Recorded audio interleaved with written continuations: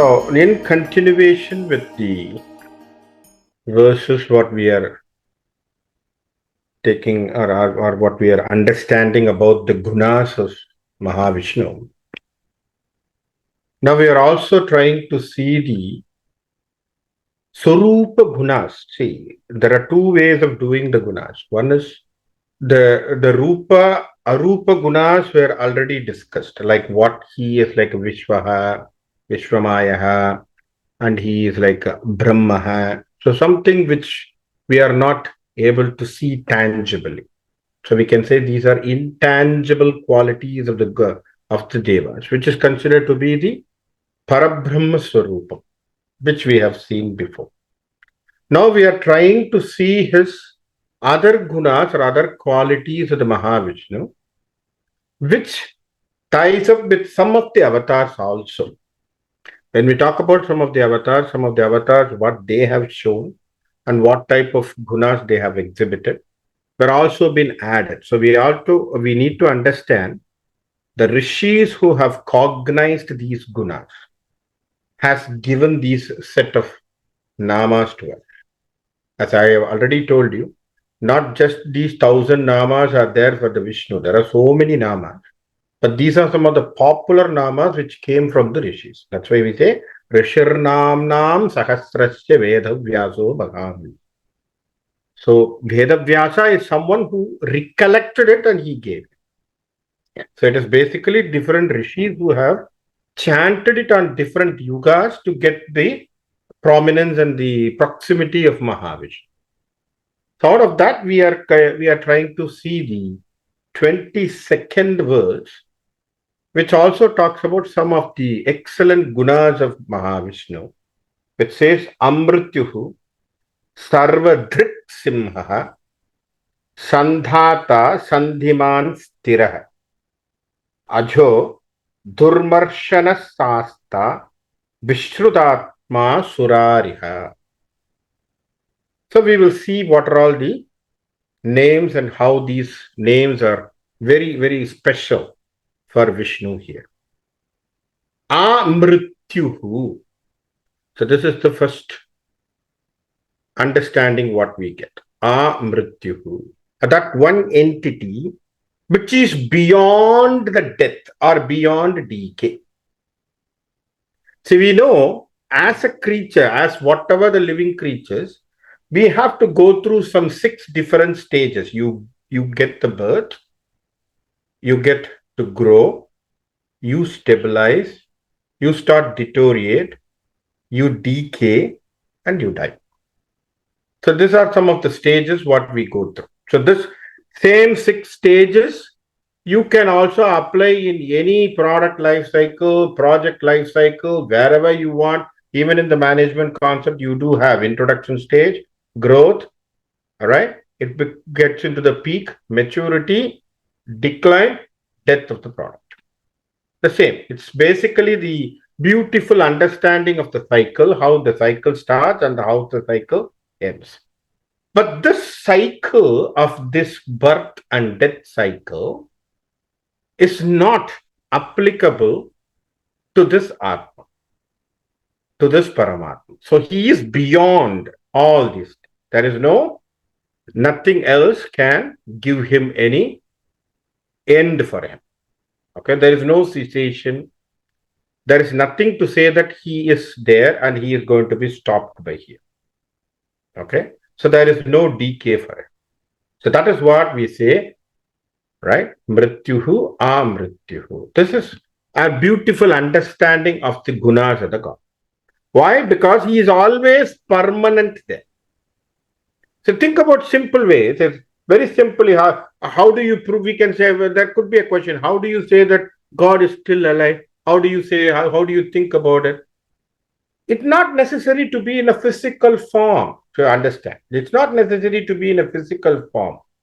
We say one yugas are so many millions and millions of years, millions and millions of years, right? So many million years have been gone. So still now we read Ramayana, we say Mahabharata. So we say Ramayana has happened in Treta Yuga and the Mahabharata happened in the Dwapara Yuga, right? Almost near the end of the Kali Yuga, before starting Kali, the Mahabharata has happened. Now the question is, if such was the years difference, such was year and years of difference. Of course, minimum, even scientifically said, there is also based on some correlations and all. They are saying minimum 7,000 years before Mahabharata and 14,000 years the Rama's birth. So this is their calculation. As per even astrological calculation, based on the periods, they are saying Rama Janma should have happened 14,000 years before. And same way for the Krishna, at least 7,000 years before. So even if that has happened, so many years the story has come to us. So many years the Rama is there. So many years the Krishna is there. So that means he has not dead. He is not has been totally gone out of the mind of the people. That means he is amrityuhu. He is still remembered. That is the guna visesha, right? So see, this is what a beautiful leadership quality should be. He should be ever in the minds of his followers. Ever. A leader should be a person who should be always remembered. So this is where he will always stay. So that's what we say he is amrityu. So the next one is called sarvadrik. Sarvadrik. So drik, drishyati idi drik. Drishya means darshana. One we can see.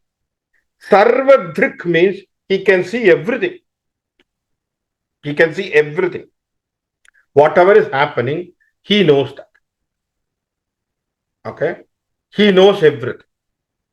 Wherever, whatever the things are happening, he is a person who can understand what is happening, how the things are happening, what are all the issues which are going on. There are actions which are happening, there are words which are going on, the thoughts which are going in our mind. Everything is noticed by God, right? So if you are in presence of any great, in the temples or anything, we can get those positive vibrations. Sometimes the temple vibration connects with you. You go to a temple, you get that vibration. You can see that your positive thinking, that you can solve the problem, you can get into the things correct clearly. The clarity in your mind, the clarity in the thought, everything is very clear, because this is simple, as simple because the God is watching on your thoughts. The Parabrahma is watching your thoughts, so that the thoughts are very clear, it is getting settled, and your mind is also settled, and you're getting into the ideas. Let's see, once happened in front of Bhagavan Baba, there are people say, with some of our group, people, we also went. One of the uncle means we call him as an uncle, he's basically a brother who is a little bit elder.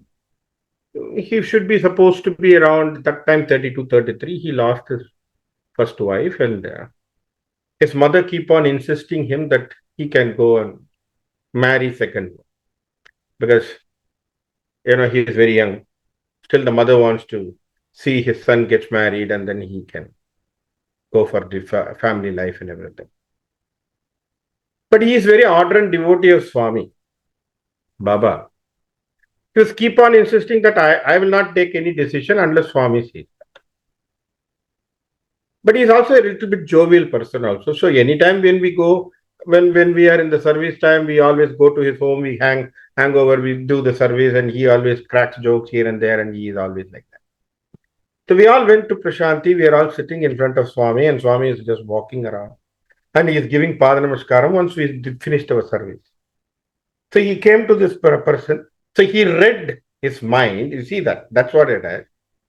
And he said, he was like, with the hands, he's just sitting here, and Swami just looked at him and he laughed at him. That's it. And then he took 2 steps. Swami is just taking 2 steps. And he's almost moving out. Right? And Swami took a turn and he looked at that person and he told, in Telugu, he told, Debba Oti. Then he went. That means I will give you a beat, only one. And he told when. He just moved on. And this brother started laughing. We didn't understand what is the transaction between Swami and this brother is going on. Why Swami is told him that I will give you a bash to you, or I will slap you like that. And then with a humorous sense, and he's saying, and then he walked out. Then when everything finished, and then when he came out, we just asked him, because there was no dialogue between Swami or him. He told, when Swami said yes, like this, I took it as a nod for an acceptance that I can go and marry. And immediately his mind, he is jovial person. He said, even if Swami can permit, I can go for one more wife also. In his mind, he is thinking. Swami read immediately the mind of that person, and he turned and he told, Debba, that means I will give you back. I gave permission for only one more wife. And then he walked away. What I'm saying is, the thoughts, what you do in front of Parabrahma, the mind, what comes in your thinking in front of Parabrahma, is easily watched. That is what we say, Sarvadrik. He can see it. He can see what is your thought. He can understand what you're thinking. The moment you say that, he can understand. He can utter you the way that you have to do. He can even correct you where you have to. One person was asked, always, he is a little bit show off in front of Swami, and as if sometimes they will also think like they're asking a greatest thing to Swami. Swami, I want peace. Swami, I want peace. Swami, I want peace. Swami stopped and he turned towards that uncle and he told, I is a ego, want is a desire. Kill the ego and desire, peace will come to you automatically. This uncle was just shattered. It's a very simple instruction, but it's a very profound instruction. This is what a Bhagavan can say. Excellent words. You don't need a big things to be written. Right? See, read about in Bhagavad Gita, it's only in Anushtup Chandas, only in two lines they have given it to us. Only 700 words. It has given a very direct message that he has given. So why I am saying is through his words, through his action, through his deeds, he is watching us. Sarvadrik. Okay. Next one is Simha. Simha refers here to the Narasimha avatar. As I told you, some of the namas refer directly to the gunas or refer directly to the avatar, whatever avatar they are referring to. Here it talks about Simha, means it is talking about the lion. The lion we know, which is totally a different type of an animal, which is considered to be the king of the forest, and which always takes that pride and the royal nature what it has. Correct? So why the reference to a Simha here is that basically when we talk about Narasimha, what is that which flashes in our mind? The moment when we say Narasimha, what that flashes in our mind is not about the Rupam what Bhagavan has come. It is about the determination of Prahalada which made that Narasimha to come. So it is the determination of Prahalada, because the Prahalada believed that Bhagavan is everywhere, first of all.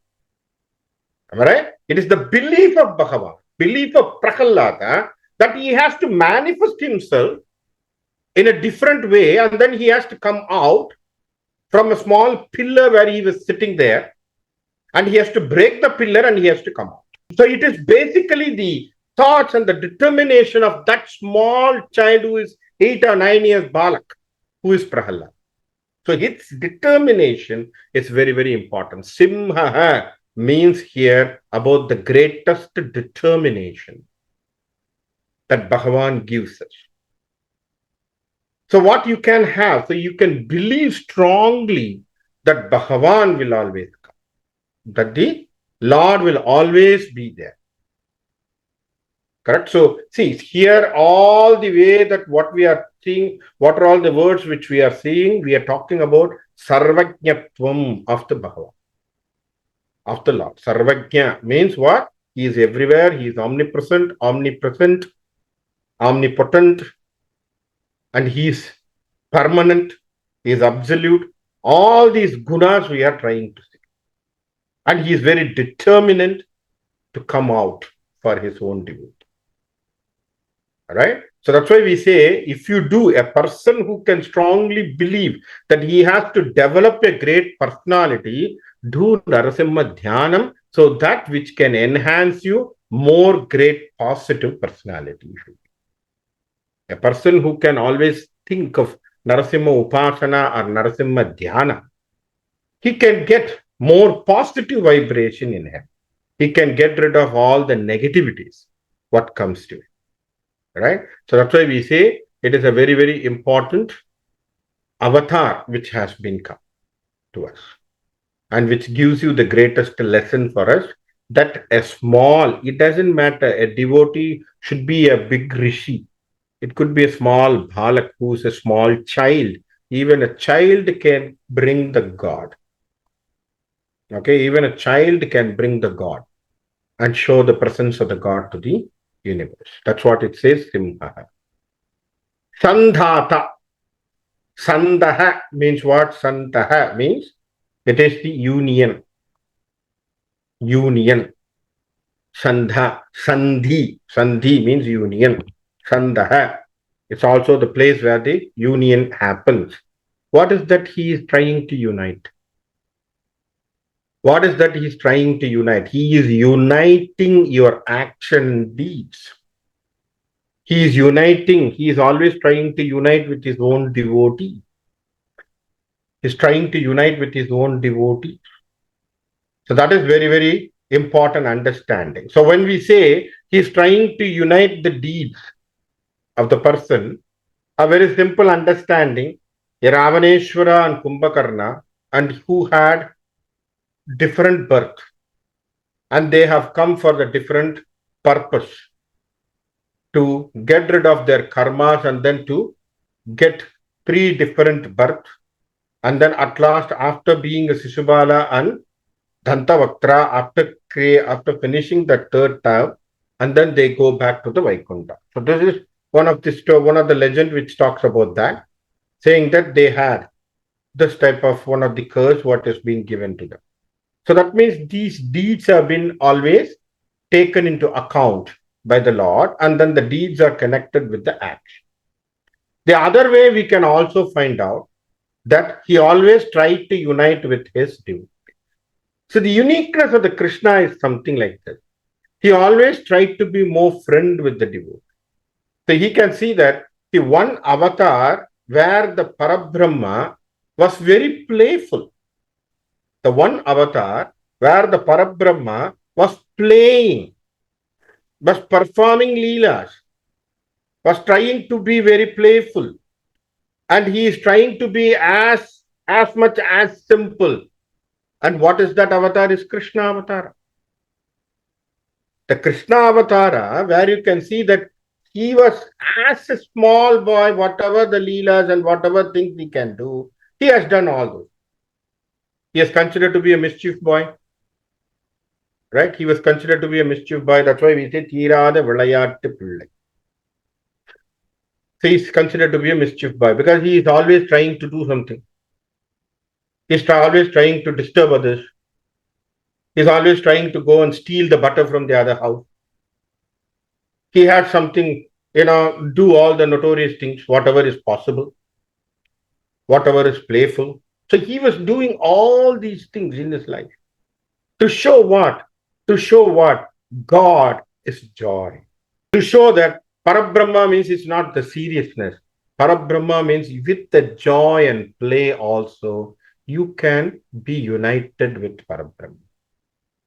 There's a beautiful understanding of Lord Krishna's itihasa. So you can be like that. You can be with him, playing with him, dancing with him, singing with him. But yet, you can be united with him. This is the beauty of that Lord Krishna's Leela.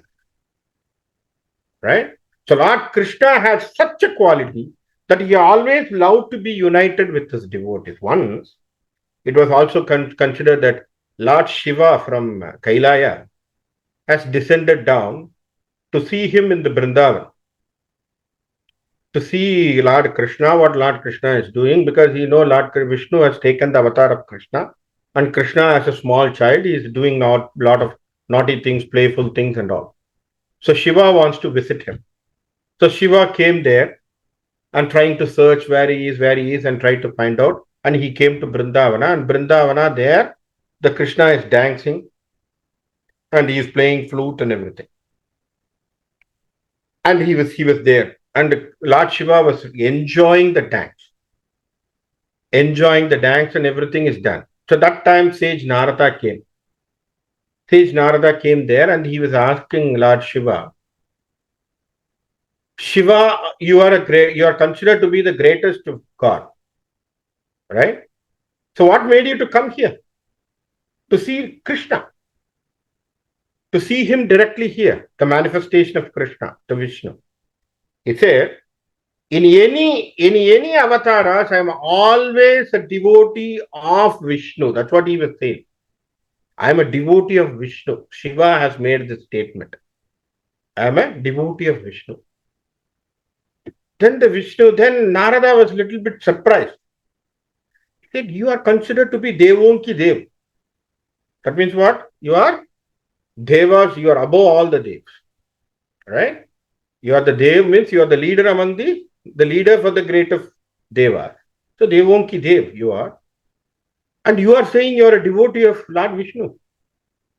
It's really surprising for me. And then he turned to Lord Krishna and asked him, Krishna, what you are going to say? As Shiva is telling that.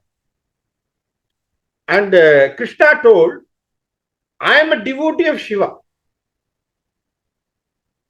Now this is where the total understanding goes. Now Narada got a little bit surprised. He said, he is a devotee of you. And you are saying you are his devotee. How come it is?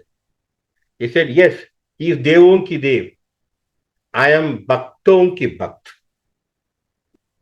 That means what? Those who are devotee to me, to the Vishnu, I am devoted to them. Those who are devotee to the Vishnu, I am devoted to them. So Krishna is automatically devotee to this Lord Shiva. So that is called Dasoham. Dasanukku Dasanai. Right? If you are doing the seva to God, I will do service to you so that I am directly doing the service to God. So that's what we say, service to man is service to God. So this is where the equation comes. So Lord Krishna says, I am much more devoted to him. So what does it mean? He is always a devoted person to his own devotee. Sandhata. Right? Sandhata. Sandhiman. The next one is Sandhiman. What does it mean in Sandhiman? For every actions, there is always something where he is trying to find out what way that he can connect with his own devotees. Okay, he is trying to connect with the devotees for each and every action, what is possible. If you look at the entire Mahabharata, Lord Krishna was more associated with the Pandavas. Right? He was more associated with the Pandavas. And he was trying to advise them each and every time, whatever possible. Sometimes even the story when Vyasa is writing, sometimes even Dharma, Yudhishthira was thinking that he wants to consult to Krishna. That time itself, Krishna is there. The moment he is thinking in his mind that he wants to consult something, especially when the Draupadi marriage was happened and Draupadi is there, and when the Kunti gives the proclamation that all five can share it, so they are a little bit perplexed and they don't know what to do. They were thinking if Krishna is here, he could. This is what the thought process is going on in the Yudhishthira's mind. Immediately Krishna is inside that kutil. So this manifestation of the Lord by the thought of the devotee is itself very good. That could be a question. Why, when Yudhishthira was having a problem in gambling time, that Krishna didn't come? Right? There is always this question. That see when they were doing the dice game, So when they are playing there, why did the Krishna never came? So the problem is when the Yudhishthira went into the dice game place, when the Shakuni was calling, he was thinking in his mind, Krishna should not know that I'm playing this. So he was thinking in his mind, Krishna should not know that I'm playing this. So let him not be here. And then he went in. That the moment when he went in, he got defeated. See the thing. The Pandavas' defeat comes when they are thinking of an action, absence of Krishna. You understand what I'm talking about? What is the understanding here? In any absence of the Parabrahma, an action when you perform is not going to be worth it. So that is why an association of everything happens only with the presence of the Lord.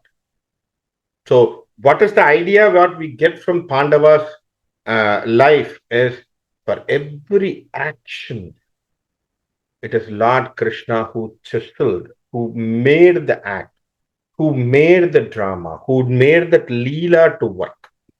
Everything, every part, he has given it. And then he made them to play that. So this is why we say he had a very good permanent union, not only for Pandavas, even for Kuchela, a person who was a friend during his class time, right? When he was with the Rishi Sandipani, they were the classmates, and they were had a very good fun time, swimming and then going out, outing, foresting, everything when they did. Sudhama was always there, Kuchela. And what happened? Kuchela forgot Krishna. Think about that. Kuchela forgot Krishna and he got married and he was thinking that he can live by himself and he suffered much more poverty in his life.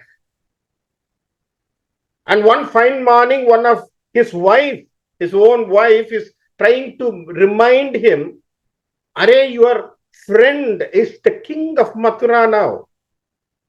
Can you go? The moment she gave him that idea, and then she gave him the back of perched rice, right? We say aval in the hand of the Kuchela to give him as our thing what we can give to king.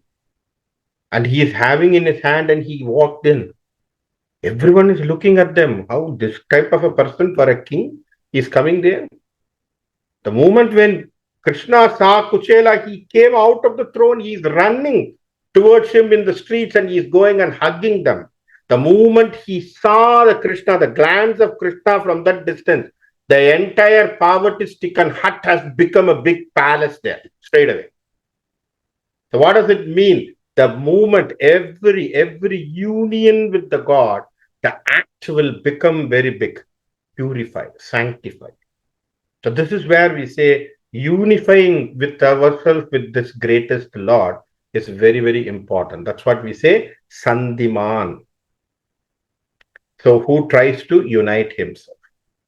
Sthiraha. Sthiraha means one who is always on the stable line. One who is always in the stable position. Neither he is going up nor he is going down. He is always firm in his own way, in his own way. Okay? See, only we people go up and down because of our mood swing. Human beings only think about here and there. Correct? We get mood swing, we get upset when some people say something. We get critiques, we get insults, we take it everything personal, everything. God doesn't. He is always on the same level, same platform. 100 words have been scolded in front of big peoples by Shishubala on Krishna. 100 scolding words. He's scolding. Keep on scolding, like doing Archana, no? Krishna, Namaha, Govinda, Namaha, like that. He is saying, you are a womanizer, you are this, you are that, you are that. He is scolding him 100 type of names. Krishna was Tiraha. right? Krishna was sthira. He never got up or got down. He was stable. So this is the mind of a god and mind of a human being. Human being gets upset easily. The beautiful Zen story which refers to Buddha. So Buddha and his devotees, maybe disciples, they're walking in a street of a village. And Buddha bhikshus, they always beg for the food and then they eat. And they went to a home and then they knocked the door for a food and then they say, Buddham Charanam Gacchami. The lady who came out of the house, she started scolding at Buddha. And you guys, you seem to be having hand good, leg good, eyes are good. You are not lame, you are not handicapped. You guys can't go and work. You guys are here, having this saffron color cloth and then coming here and then asking for food. All these things, begging and living is something shame on you and all those things. One of the prime disciple whose name is called Ananta, he was a little bit upset. He was a little bit upset and he was about to, jump on this lady and then prowl on this lady saying that, do you know to whom you are talking about and all those things? Buddha said, wait. Don't. She started scolding, yelling, everything. And everything done. Then he started walking. Buddha started walking. But still Ananta cannot take it. This insult what has happened to Buddha, he's keep on thinking on it. He's keep on whining on it, saying to the Buddha, no, Buddha, you should not be silent like that. These ladies, they don't know who you are. They should be knowing you are Buddha and all those. He never talked anything. Buddha was walking. Keep on walking. It was an afternoon time. Then they came to a place and then they were just sitting there. And then Buddha Buddha was having a begging bowl. He gave that bowl to the Ananta and he told, keep it. Keep it. Then they started walking. Almost it was evening time. Then they rested at a place. So Ananta was having the begging bowl of Buddha in his hand. Then Buddha asked him, what is it? What you are having in your hand? He said, Ananta said, this is your begging bowl. I'm just carrying it. Oh, okay. Now Ananta, from now, it is yours. You carry it. Okay. He is carrying. Then almost in the night time, then they came back at a resting place and then they were sitting. Then they chatted something and then he turned and Buddha turned towards Ananta and he asked, Ananta, what you are having in your hand? Now Ananta told, this is my begging bowl. Now Buddha asked, in the evening you told it is mine. Now in the dinner time, during this dinner time, you are saying it's yours. What is it? Ananta told, yeah, during evening, see, when you gave and on the afternoon time, you told me, have it. So I'm just having it. I'm just taking the custody of that. I'm holding it as my responsible thing. So the moment if you're going to ask me, I'm going to give this begging bowl to you. That's what I was carrying. And the evening time, what you told, it's yours. It's not mine. So it becomes to me and it belongs to me. That's why I'm carrying it now. Now Buddha told, equate this to the morning lady, what she was scolding to me. I don't hold it to myself as it is my responsible. So whenever one is blaming me, one is insulting me, one is criticizing me, I'm not going to take it to myself. If then the property weight will be more. If I think the property belongs to you, even the scolding also belongs to you. It's not mine. So this is the understanding what Buddha gave. Why I'm saying is, when we understand a simple way that even these words are not to me, it is to something else. So it doesn't have any impact on us. So this is why we need to think about passing the bowl to others. Passing the bowl to others. So you gave the words are yours. You scolded me, the words are yours. Take back. I don't want to hold it. It's not my responsibility because I don't want to hold many things. So this type of understanding is what Buddha gave. Why I'm saying is that's what is called as stiraha. Stiraha, being stable. For anything, whatever happens, you are trying to be stable, always on that plan. So that's why we say stiraha. Next one is called ajaha. Ajaha means no birth.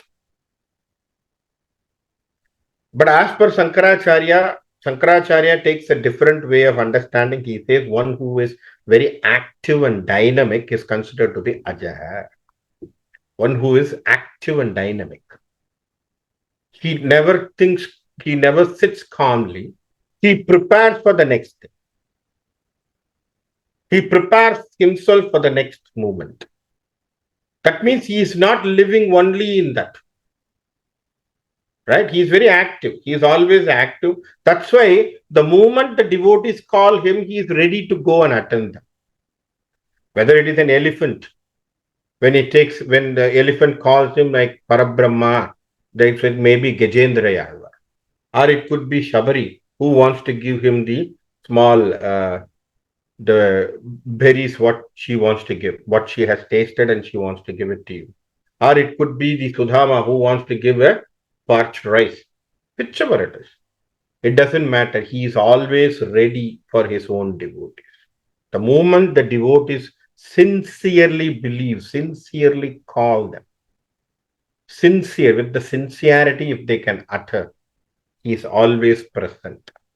So that's what he says. He is always active, very active and very dynamic, so that he always reaches the devotees on time. Correct? On time. So this is very important for us. Why we are not getting into that?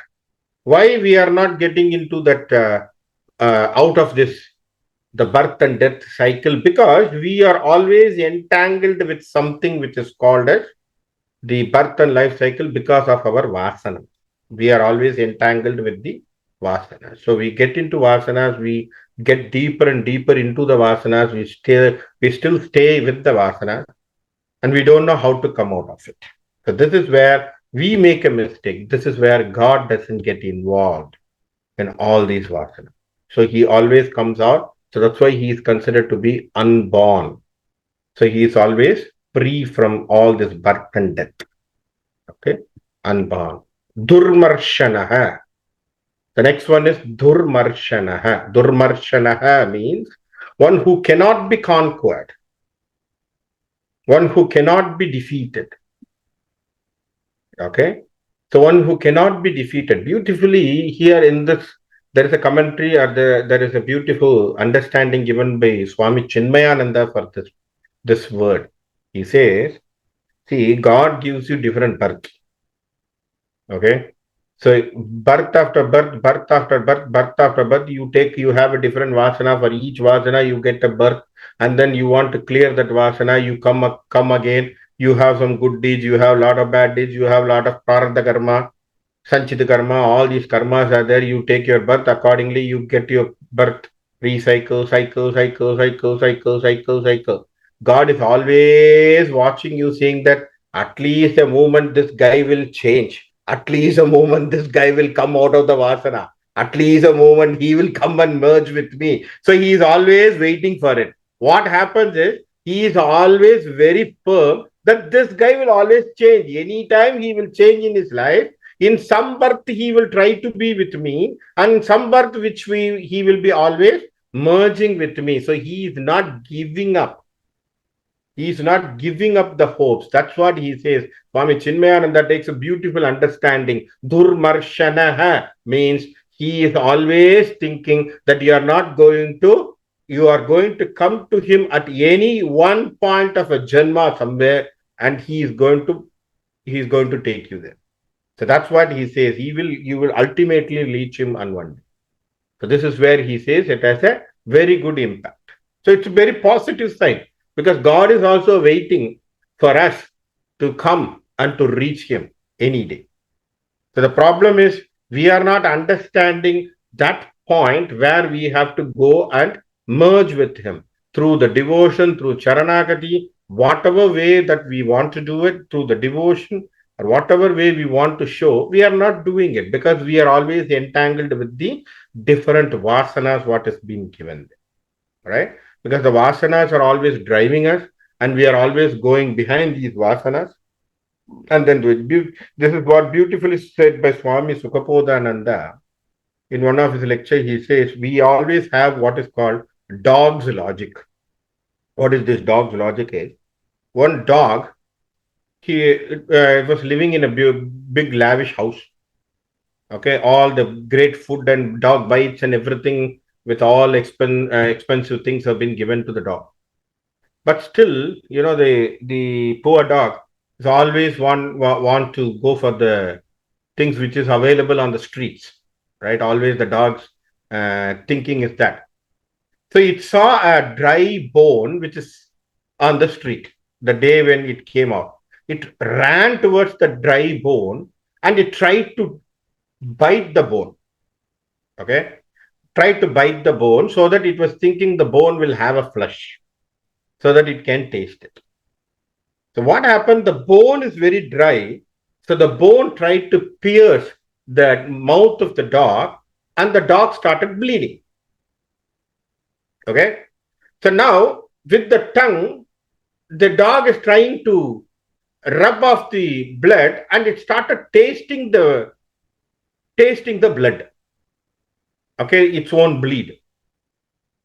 Now the person who is standing nearby is saying, "Hey, stupid dog, you are bleeding in your mouth. Because of this dried bone, you are trying to bite it.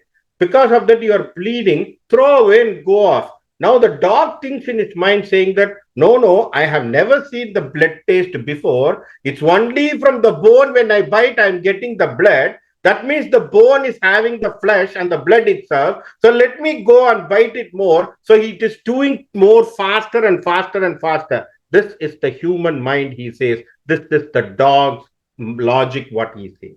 Because when someone says, "Arey, this is not going to be good for you," you will try to bite it more and more and more. This is the dog's logic. So this logic applies for human being also, human psychology. That's where we entangle with the vasanas because we know these vasanas are not going to give you anything, but still we get into these vasanas. We don't know how to leave it because we are thinking we are getting the pleasure from the dried bone, whatever it could be. So this is where we have a problem. So that's what we say, durmarshana. So what we have to do, get rid of the vasanas. The moment you get rid of this, get into the Sharanagati and you can surrender yourself. What is the best way that you can do? Divert all your senses towards God. Divert all your senses towards God. So then you can always be at His feet. You can always think about Him. Every second you can think about Him and you can integrate. That's what all the great saints have done. All the bhaktas have done. So that's what is called Durvarshana. Sasta, beautiful word.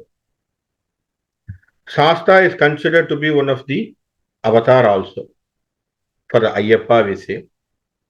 But the real meaning of Shasta, which is from the Sanskrit, they say Shasta means one who learned Veda and teaches the Veda and makes sure that everyone adapts the Vedic way. It's called Shasta. Okay? So that means, so that gives us an understanding that Shasta means a person who is on the Vedic side. The Shasta means a person. That's from there we got the word. The Shasta is the dhatu for Shastra. Shasta is the dhatu for Shastra. Shastra means what? The path. Right? We say Vedas and Shastras which came out, right? So what is the dhatu for that? Dhatu is the Mula word is Shasta. So Shasta derived. So Shastra is derived from Shasta. So one who knows the Veda, teaches or preaches the Veda and makes sure everyone follows the Veda is considered to be the Shasta. So Mahasasta, everyone, that means they are the followers of the Vedic. Okay? So they are the followers of the Vedic. Who governs the Veda? Right? So that means it's not normally we are talking about who? We are talking about the Guru. Basically, it is Guru. Who says, who preaches you, who teaches you Veda, who gives you the knowledge, and also make sure you following that. So Shastra means it is basically that we are referring to the Guru. So there are many occasions where Vishnu has been like a Guru for even for Arjuna, Yudhishthira, for many people, even for Kunti. He has been a greatest Guru. So after all the things have happened, all the calamities have finished. Krishna came to Kunti and then he was sitting with her, and she's the aunt, right? She's the aunt. So he was sitting with her and he's saying, "How aunt, how are you? And what are you going to do? You have seen all the sufferings.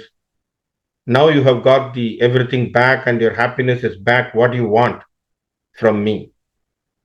And Kunti said, "Krishna, give me more sufferings. Then only I can always think about you." Why? Because when there is a suffering, we can see that the Lord was there with them. For each and every trouble for the Pandavas, Lord Krishna was always there. Draupadi had a problem.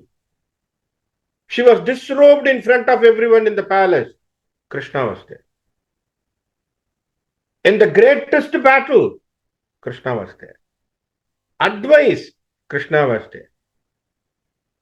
Draupadi Swayambara, Krishna was there. Where he was not there, he was always with the Pandavas to help them. So she said, Krishna, I understood one thing. Happiness will separate me from you. So I am not going to leave you. I always want you. So what is the best thing? Give me suffering so that you will always be with me. Right? So this is one of the things what we can understand. So why I'm saying is the God will always give a greatest instruction for us. So we are supposed to follow that. We are supposed to work accordingly. The next one is called Vishrudatma. Vishrudatma. So Vishrudatma, there are so many understanding for that. There are so many meaning and so many understanding for that, which has been given. So one is basically one who exploits or praised with wonder. Another way is where he has been praised with very special names.